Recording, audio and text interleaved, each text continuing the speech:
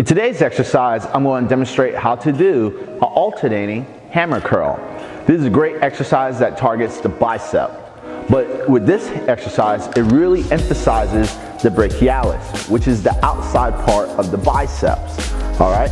So the first thing you need is a pair of dumbbells. Now when getting into the starting position, I want to show you from the side. First thing I want you to do is roll the shoulders back, keeping a strong chest, slight bend in the knees, push the butt out, okay? Now when performing the exercise, I want the dumbbells in a neutral position, how it is right now, all right?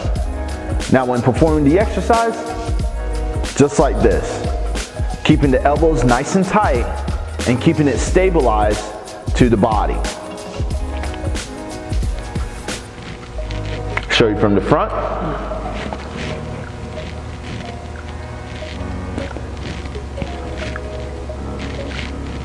Just like this, okay?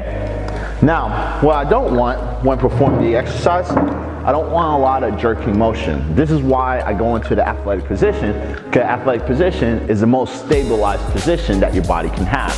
So if you're doing a lot of jerking, I don't want this, because you're just emphasizing, you're not really putting up the weight and letting the biceps do all the work, all right? You're jerking the weight up.